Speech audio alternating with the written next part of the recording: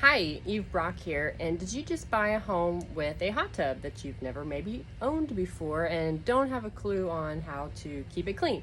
Well, today is the day. So we bought a property like this and we've never had a hot tub before, so we had to learn a lot, and we spent some time at the local hot tub store and picked up some knowledge, and then throughout the months of owning we found some ways to save money. So the first thing is you want to find out the specs of your hot tub, find out how many gallons it is. Maybe you can find out where it was last purchased.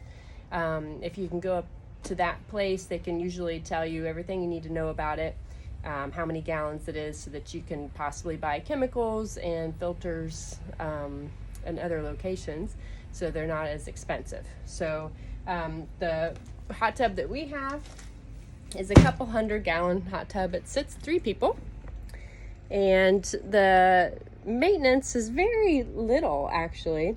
So we've got a couple of filters down there. I don't know if you can see them. Yep. And then there's also what they call a nature stick down there that helps with keeping the bacteria and stuff out. So basically every time you get out of it, we sprinkle a little bit of, and I'll show you here,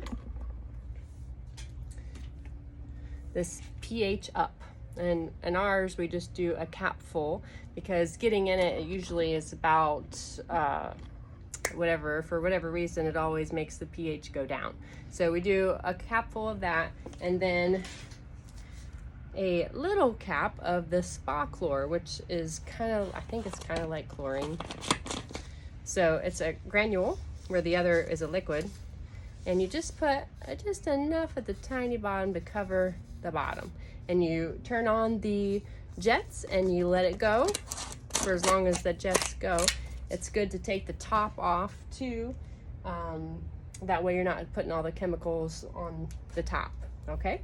And then as far as the filter cleaning, it just depends. If the water starts getting really bad, then we change the filters, and we have a second set that we've bought, so it's best to let them soak overnight.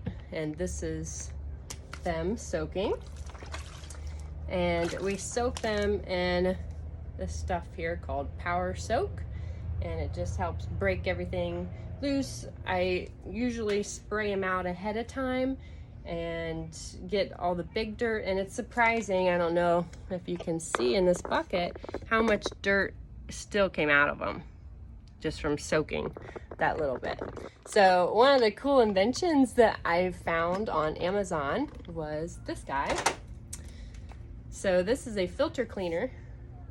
He's got the holes right there, and then you turn it on with the hose, but then it's also got the on off, so you're not relying on just turning it off that way. So I'll show you how it works here. You see that? And you can hold it closer or farther away depending on what kind of thing you want.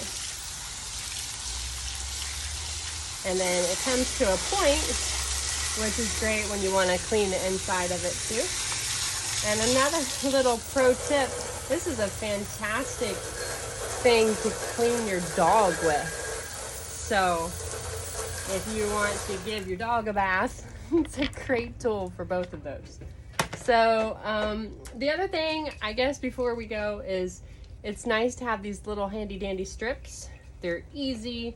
You just take one of the strips out, you dip it in the water, bloop, of your hot tub, and then you hold it along here, and the first thing is the first thing on here. So you look at it, is it good, is it bad, does it need more pH up, pH down? And then if you don't want to buy one of these, you can take your water sample up to the pool supply place, and they'll tell you what you need and what you got to buy. A lot of times you can just go buy it one time there, and then you can find it cheaper online if you want to go that route. If you'd rather support your local business, which I'm sure they appreciate your business, you can do that as well. So there's my little pro tips on what we've learned from taking care of our own hot tub. Thanks so much for watching.